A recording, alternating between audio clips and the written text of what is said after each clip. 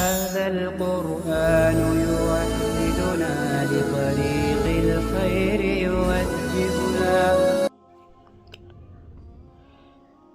بسم اللہ الرحمن الرحیم. اردو کی پہلی کتاب کا آج کا ہمارا سبق یہاں صفحہ نمبر 18 پر یہاں نیچے سے ہے. یہ نیلا آسمان جو ہماری آنکھوں کے سامنے ہے، اس میں بھی خدائے تعالی نے ہزاروں عجائب چیزیں بنائی ہیں. ایک سورج ہی کو دیکھو کیسا روشن ہے، ہماری زمین سے بہت دور ہے، پھر بھی اس چمک دمک سے نظر آتا ہے کہ اس کی طرف آنکھ اٹھا کر دیکھ نہیں سکتے. سورج نکلنے سے کچھ پہلے اجالا ہو جاتا ہے، اس وقت کا نام صبح ہے. خدا کے نیک بندے صبح کے وقت وضو کر کے نماز ادا کرتے ہیں، پھر قرآن مجید پڑھتے ہیں. اتنے میں سورج نکل آتا ہے اور اس کی روشنی زمین پر پھیل جاتی ہے.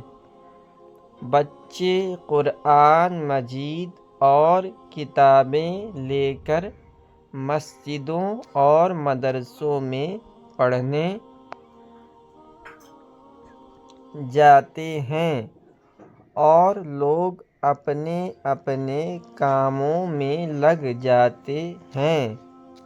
درزی دکان پر جا کر کپڑے سیتا ہے، استاد مدرسے میں جا کر لڑکوں کو پڑھاتا ہے، دھوبی گھاٹ پر کپڑے دھوتا ہے، مزدور مزدوری کرتا ہے. غرض دنیا کے بہت سے کام کاج اسی سورج کی روشنی میں ہوتے ہیں. درخت جو زمین پر اگتے ہیں، پانی اور ہوا سے تر و تازہ رہتے ہیں، سورج کی گرمی سے بڑھتے ہیں. میوے جو ہم کھاتے ہیں وہ اسی کی گرمی سے پکتے ہیں. جب سورج چھپتا ہے تو اندھیرا ہو جاتا ہے، اس وقت کا نام شام ہے. شام سے رات شروع ہو جاتی ہے. دن بھر کے تھکے ماندے لوگ روٹی کھا کر نماز پڑھتے ہیں، پھر آرام لینے کو سو رہتے ہیں. مگر خدائے تعالی کے بعض نیک بندے ایسے بھی ہیں جو رات کو تھوڑی دیر سو کر پھر اٹھتے ہیں، وضو کرتے ہیں، پچھلی رات کی نماز پڑھتے ہیں، خدائے تعالی سے اپنے گناہوں کی بخشش کی دعا مانگتے اور اس کی رضا حاصل کرتے ہیں. ایک مرتبہ اور ہم روانی کے ساتھ پڑھ لیتے ہیں.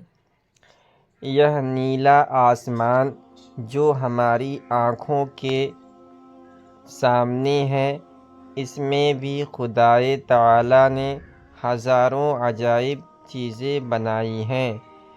ایک سورج ہی کو دیکھو کیسا روشن ہے، ہماری زمین سے بہت دور ہے، پھر بھی اس چمک دمک سے نظر آتا ہے کہ اس کی طرف آنکھ اٹھا کر دیکھ نہیں سکتے۔